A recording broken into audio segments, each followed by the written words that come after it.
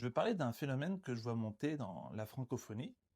Donc d'un côté, je vois l'activité du prêtre romain Hervé Marie, très présent en Afrique francophone, et de l'autre, je vois celle d'un prêtre orthodoxe, Ménas, actif dans les Caraïbes francophones. Donc j'ai envie là de parler de ce que j'observe. Et ce qui me frappe, c'est que leur terrain de chasse n'est pas l'évangélisation des non-croyants. Leur discours vise surtout les faux pasteurs et un évangélisme fragile.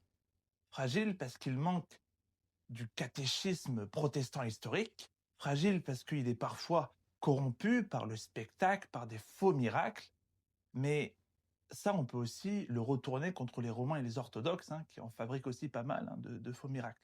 Mais c'est également fragile parce qu'il a été abîmé par des scandales et toutes sortes d'abus.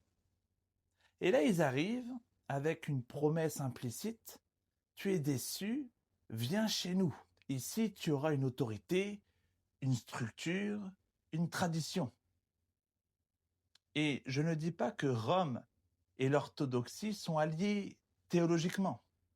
Rome et l'orthodoxie, en réalité, ne sont pas en communion. Il y a le schisme qui demeure encore aujourd'hui, même s'ils ont essayé de rectifier les excommunications mutuelles.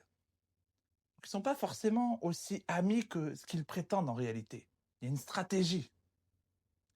Et ce que je vois donc, c'est cette logique. Récupérer des déçus de l'évangélisme et les rediriger vers une autre maison. Et moi, franchement, ce n'est pas ma priorité de courir derrière chaque vidéo.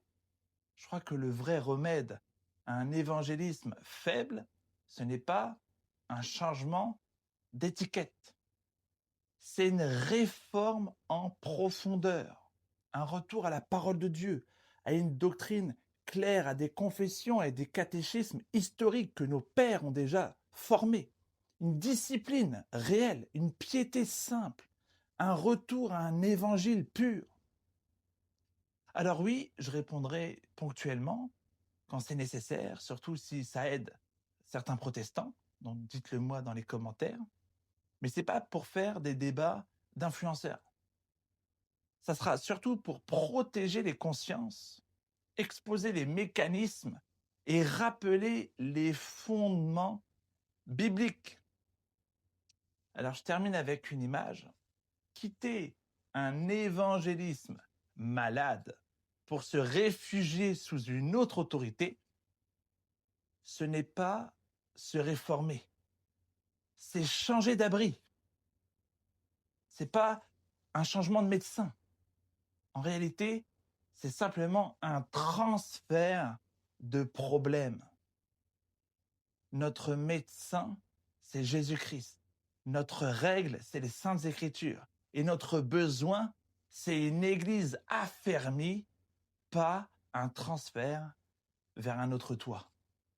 Car encore une fois que vous aurez fait le tour, vous serez vous aussi déçus et vous changerez encore de toit et de toit et de toit. Donc je vous invite à considérer ce message. À bientôt.